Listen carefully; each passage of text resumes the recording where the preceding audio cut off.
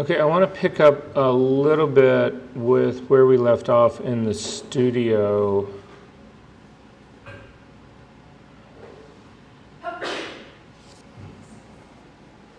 Okay, so I just want to make sure, you're not going to see this, you'll hear this on the video, but you won't actually see it because it's on the whiteboard up here really quickly. I just want to make sure that everybody is comfortable with that whole idea that size is dependent on distance. Distance is what is really controlling size. Are we all good about that part? Are there questions about that part? Okay. And that size also controls contrast. So distance controls size, size controls contrast. Everybody's happy with that part, right? Okay, so it's the fall off part that I want to make sure that everybody understands. That's the part that we left. We got through it, but it seemed a little bit rushed, and so I just want to make sure everybody's feeling good about this part. We'll get to this in just a second.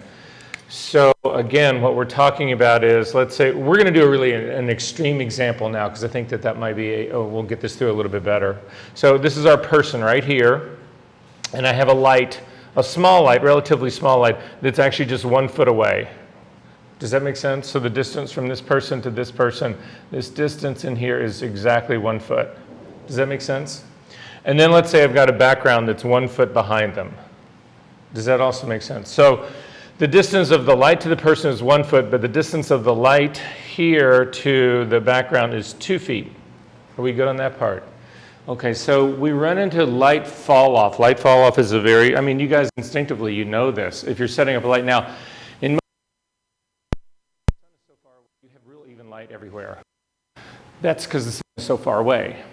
But in a studio situation, when you're doing your own sort of lighting situation, whatever, and so in this scenario, what's happening is it's very similar to this scenario that we've got right here. So what I want you to imagine is this, that light is energy. Energy never dies. It never weakens. It stays the same forever. You can't get rid of it. You can't undo it. It doesn't like go out, whatever. It's constant. So imagine a point source. If there's light that's coming out of that point source, it comes out like a globe. It comes out in every single direction. And as the light travels further away from those things, it spreads. It gets further and further out. So imagine it'll start out, if I have a single point source, it starts out very, very, very small like this. But as it starts to go out like this, it gets bigger and bigger and bigger. And that's because the light spreads, just like it's happening right here. So if we take a look at this S, which is source, you can see, now there's light that's going, see the blue glow around? There's light that's going in every direction, but to make this model easy to understand what you're actually seeing here, we're just going to take a slice of it. And so at a certain distance, there's a certain place on this, at a certain distance coming out, it would actually cover this entire square right here. Does that make sense, everybody, what this illustration is? And we're just going to put an A on this square.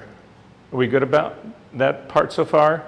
However, as it continues to go out, you can see that the exact same amount of light that's here, as it continues to go further away, the light is spreading out further. It's getting what it's covering, the area it's covering is larger. And as a consequence, we perceive that same area, this same amount of A, as being smaller. Does that sort of make sense? It has less light. Because the same amount of light that's here is covering this same area here. However, this amount of space right here is the same as that amount of space. Are we good on that part? So they call this the inverse square law. Have you guys ever heard of this? This happens with light, but this is all how also view camera work, you know, the big old bellows things. Those aren't fixed. You can actually do those bellows. You can another bellows. You can do those things forever.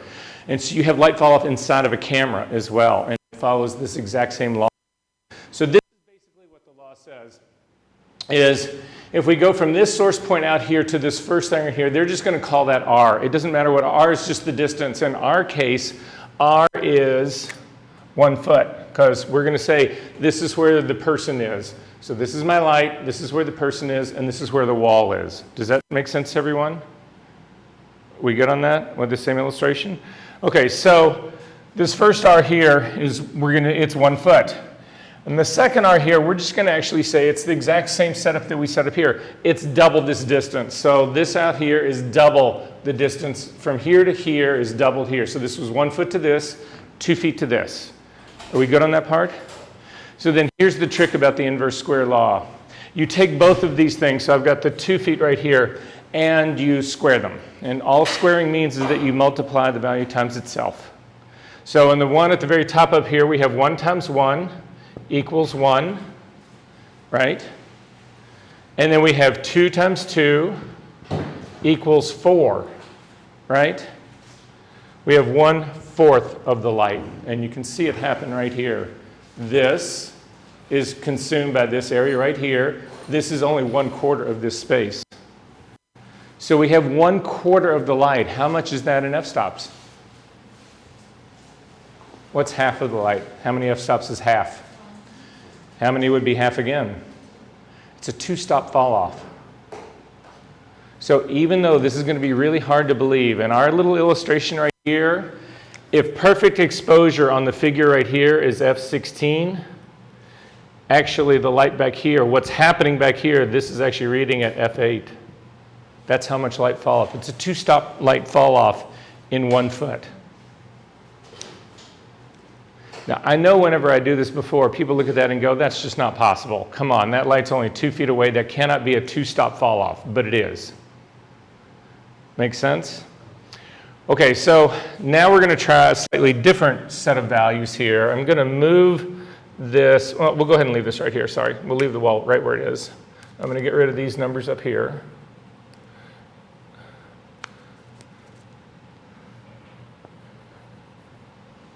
So can somebody get a calculator on their phone really quick? So now I'm going to do the same thing. I'm going to do a much larger light source. So again, I'm going to do a really big light source out here because again, the really big one, if this lines up perfectly with these guys, if they're the exact same size relatively speaking, then the contrast will be the same, but my light fall off will be radically different. Make sense? So let's say, for instance, in this case, I don't want to confuse you with any more lines.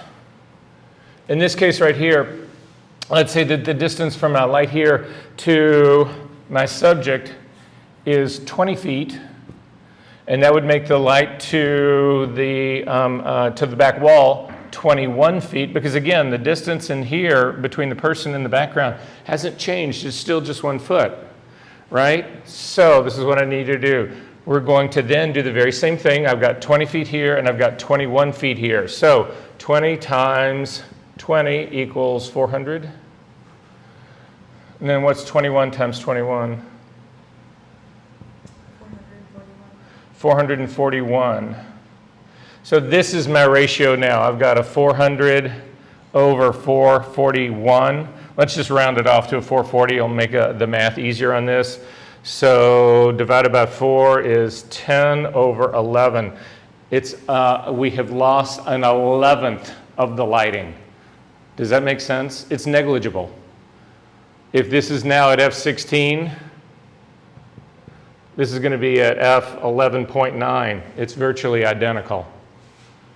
So by pushing the light way back here, I kill that fall-off problem. I eliminate the fall-off problem. To compensate for pushing it so far back, I have to make it bigger so that I keep the exact same contrast ratio. Does that make sense? So you ask yourself, everybody's seen those pictures of Annie Leibovitz, the big old group shots, the Hollywood shots. It used to be, now for the most part, she does a lot of that stuff in groups. She'll if there's like 20 people in the frame, whatever, she does groups of 3 or 4, that kind of stuff, to avoid exactly this problem. But in the old days, she actually used to shoot the thing for real, and this is what she would do. Because one of the problems that we've now got, it's not just fall off going back to that back wall. What about this? So I've got a set here, and I've got person here, person here, person here, person here, person here, person here, person here, person here, person here, here, here, here, and here. And I want to do typical Annie Leibovitz side. Anybody in this room not know who Annie Leibovitz is? We all good on her, or at least have remotely heard of her. So, and a lot of the stuff that she does is really more of a classic Rembrandt side light kind of, you know, it's a side light. It's a very classical, that's not all she does, but that is one of her looks that she's actually very famous for, right? So what happens when I put the big old softbox on this side over here? Well, the same thing holds true right here. Let's say that my distance to here is 10 feet. but my distance to here is 50 feet. Then I've got 10 squared equals 100, and then I've got 50 squared, which equals, thanks, Katie.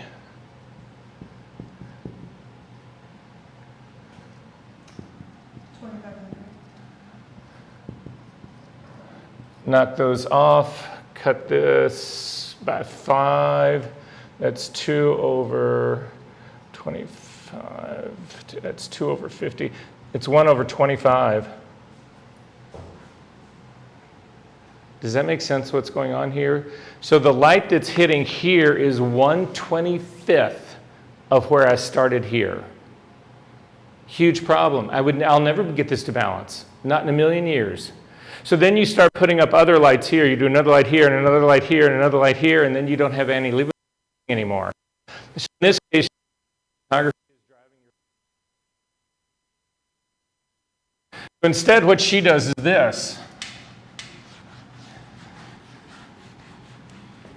I'm going to turn this on its side. Here's our people again.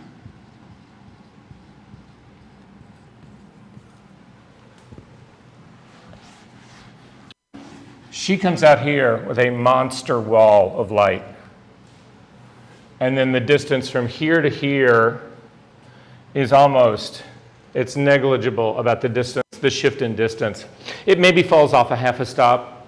That's not something that you can't fix. Does that make sense what's going on? So what light source can you get that's this big? A room. Excellent call. And how would you turn that room into a light? You could build a site or like something that curves at the edges of the inside of the room. Yeah. And when something is a little faster and more portable than that. Bounce what? Bounce the flash of the light. Exactly. So if we imagine this is a wall inside of a studio, why can't I just put 1 head, 2 head, 3 head, 4 head, 5 head, 6 head, 7, 8 head, 9, 10? Why can't I put 20 heads on this wall? All pointing at that wall. Gigantic light. What's to stop me from going bigger? Nothing. I can do this in a warehouse. I can set up a light that is 500 feet long, 20 feet, however tall the ceiling is, 20 feet, 30 feet high. So I've got now a light box that's 20 feet by 150 feet, 300 feet. That's how she does it. Does this make sense? So I just wanted, the light fall off part gets tricky, and if you just keep it in mind about doing this, especially with people who, when you're shooting fashion and you run into groups, you've got people who are staggered, and that light fall off will kill you, because all of a sudden everybody who's in the front is all like really Britly. That was a bright, and anyway, whatever that word is, it's Monday morning. So my mom is 92. My niece lives in Hawaii. She comes to visit for this weekend. That's why I was racing out of here, was to jump on an airplane to go visit. So she's pretty well together for 92. Anyway, night number 1, we stay up till 3 o'clock in the morning. There's 12 of us. We easily go through a case and a half of wine and 1.5 bottles of bourbon. I was hurting pretty good on Saturday morning, and then Saturday night we stayed up till 2 o'clock and did it all over again. And my mom is in there like pounding it down with everyone. It's like, and she's like, she weighs nothing. She's smaller than Jenny. Not that Jenny's small. I'm just trying to give frame of reference. So I crawled home yesterday and just didn't. Anyway, are there questions about this? Are we good on this part? Okay, I wanted to show you something because some of you guys, today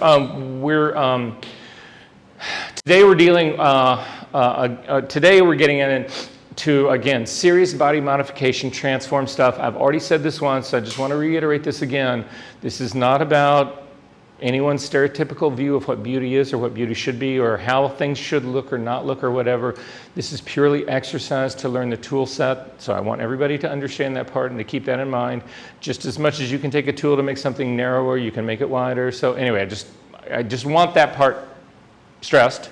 We're also going to get into other transforms today. And then, so basically what happened by taking Friday out and treating that as a lighting day, We're exactly one session behind. So everything that we are now going to start today was really scheduled to happen on Friday. It's now going to happen today. So there is, well here, I'm just going to show it to you really quickly. I'm just trying to get everybody prepped for this so that you understand. Our assignment schedule has all gone to hell. We will actually recover that part. So yeah, I'll just get to the modules and we'll talk about it. So we've passed that halfway point, right? We have.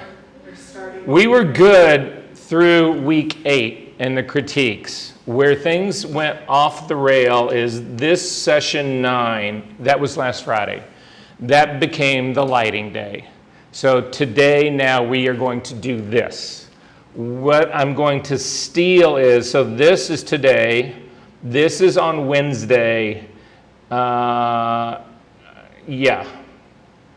This is the one right here that I'm thinking about cutting way back on. The moire removal, the panoramas, the focus stacking, displacement maps, and calculations. I'm going to steal from all of this because if there's something in here I feel that's really important, I'm not going to leave you guys unaware of it or not understanding how to deal with it. Calculations is anybody in this room use any calculations at all? It's one of the most advanced parts of Photoshop. It's pretty complex.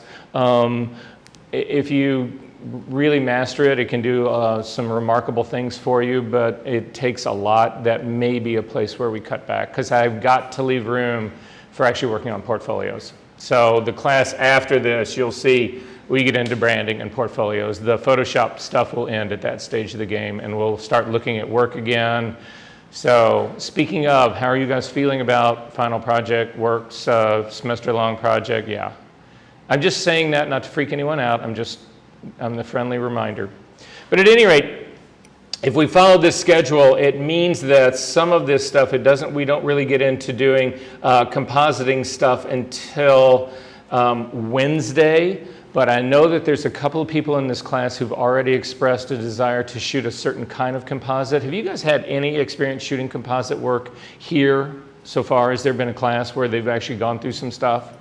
So Michael's yes that he's done some, but not in any sort of official capacity. So what I want to show you, only because of the couple of things that I had seen that people were talking about doing, it's the simplest form of compositing. And so if it's something that you're thinking about doing, I want to sort of like plant that seed into your head. Does that sort of make sense for everyone? Okay, so to do that, I've got just a camera set up right here. It goes really quick. That's the only reason I'm really doing this. So I've got a camera set up here. It's on a tripod. Hopefully it'll get recognized. It does. It's actually recognized right here. Hey, Connor, can you do me a favor and turn on all the lights?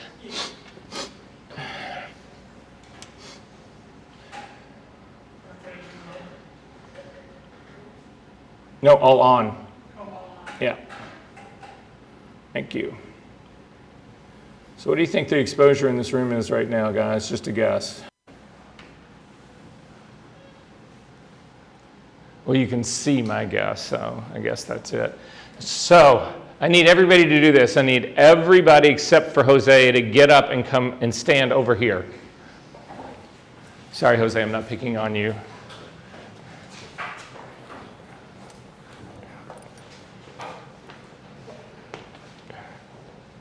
All right, there. Perfect.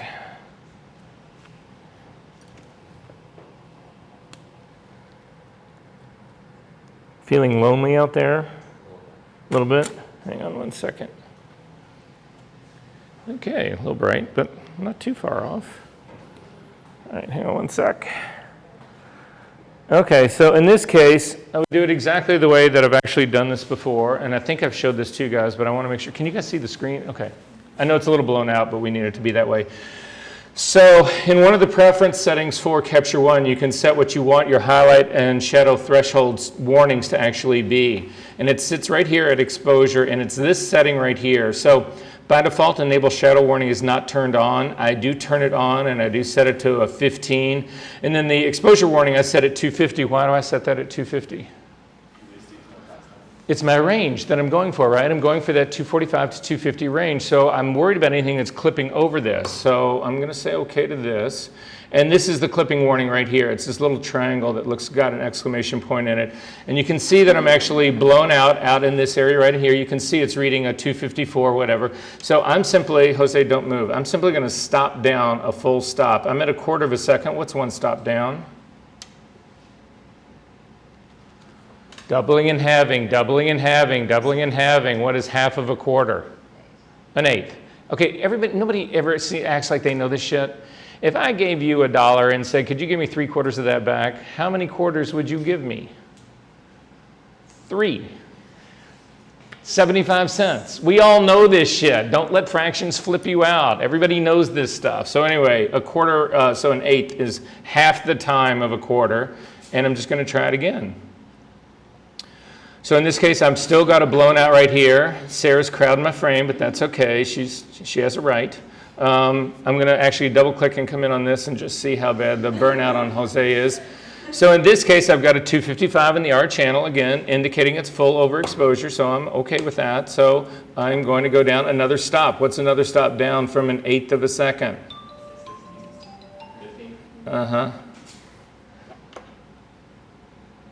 So now I've got the lights up in the top that are blowing out the way they should be. But how do I know if he is exposed correctly? Again, if I look at my wall right here, this is a pretty hot white spot right in there. I'm getting about a 231 on that, but that's not a legitimate, I don't really know. I really more care about Jose and his skin, and it's this right here. So I'm going to look at that, and I'm reading a 234 in the red channel. That indicates to me that this is in that exposure range that I want it to actually be. Does that make sense? And again, I've got a really shitty lens on here, which is part of the reason that that image is so soft, but nonetheless, we're going to see.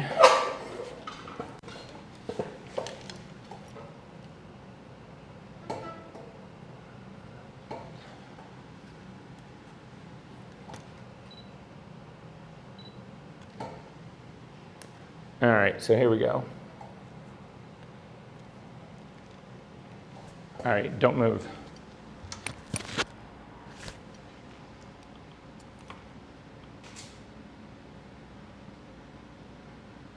Perfect, and that's a perfect exposure for me. So I'm going to pull this warning off.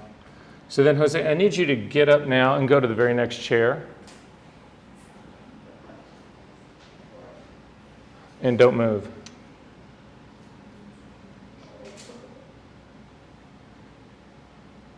Perfect, and then I need you to go up and go to the yellow chair that's on the end.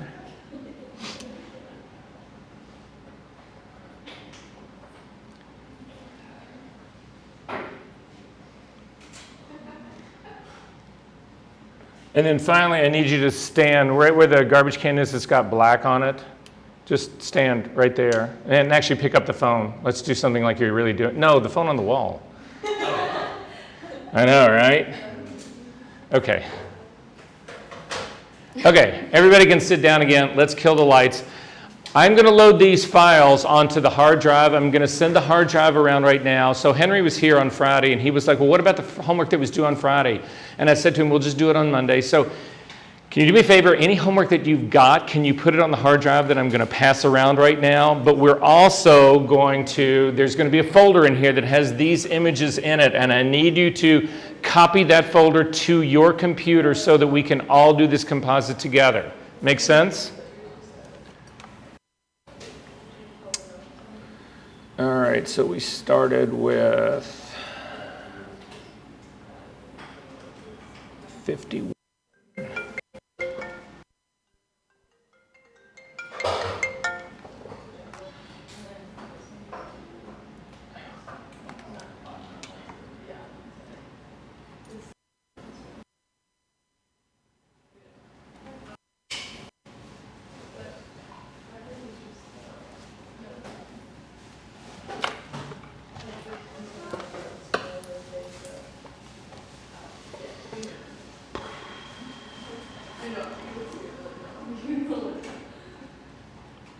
And can you guys knock down all the lights except for the 2 switches closest to the door? Thanks.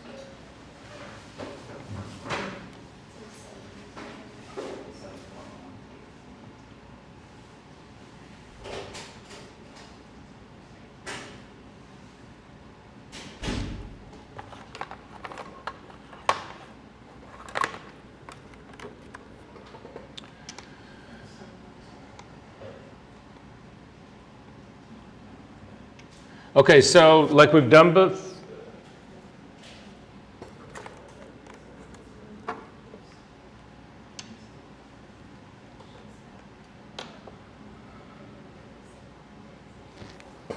Okay, like we've done before, here is the SAIC Dropbox. So any homework you've got, drop in there. And then the folder that I want you to copy to your own computer, desktop, or hard drive, or whatever, so that you can actually work with it, will be Composite Simple.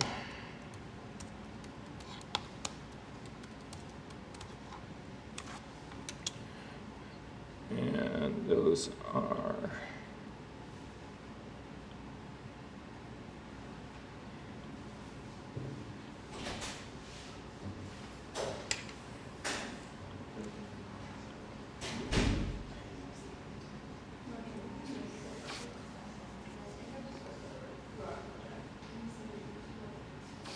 Okay, so we're going to go for everything. So do me a favor, Sarah, I'm going to start with you. Start me sign-in list. So again, any homework that you've got, drop it into here. Oh, which by the way, I just need everybody, if you've got late homework, you need to start thinking about getting that stuff finished and turned in. Again, a late assignment goes from a 0 to a 59. That can hugely impact your grade. So if there's anybody late, just keep that in the back of your mind that you've got to get those done before the end of the semester. But, and this is a mistake a lot of people make, is this. A lot of people think I need to catch up on my late assignments, and so the one that I'm supposed to turn in next, I put off so that I can get my late work in. The late work isn't going to count for anything more than it's going to count at the very last day of class. But if you continue to if that has precedent over the work that you're supposed to be doing, then everything just continues to be late, and everything from this point on is all late. So don't do that. Work on the things that are due now. When you can get to it, get to the late stuff, sorry. And then the file, again, the folder that you want to copy over is the one that was called, I called it Simple Composite. Just copy that over so that you've got it with you. So frequency separation, how did that go? Did you guys do that sort of work? Michael? I'm sorry, I'm just kind of confused on the schedule of assignments, because like at my day, what we did was the shooting chroma key, but... I'd sent out 3 emails about shooting chroma key, putting that off, saying it's on hold, it's on hold, it's on hold. Right. We needed to get, you guys had to be checked out on the gear in the studio, which didn't happen until last Friday. Make sense? Yeah, we're going to regroup on all the assignments. We will regroup right before the end of lunch, because that's what I was saying here earlier today, is that the assignment thing has sort of taken a hit because of trying to get things. You could have done the chroma key assignment without getting checked out on the studio gear, but that seems silly to me. So that's sort of where we're at. What you should be turning in today, though, is the girl that I asked you to knock out green. There was a small PDF that had a list of things that you were supposed to retouch on her. That is one that is due today. Okay. Other than that, though, how did you feel about, are you guys sort of okay with the frequency separation work? Is that something we should go over again really quickly? I think the low filter was what I was trying to figure out. Okay, then no, that's great. Then actually let's just do that right now. We'll go ahead and do it on, I know what we can do it on. Why don't we do it on the Skin Eyes girl, just to give you guys some, just another perspective of this. So, hey, Jenny, can you do me a favor? Guys, we need to can we go get tablets? Oh, yeah. Okay, who do you want to do, Media Center or the cage up here? Okay.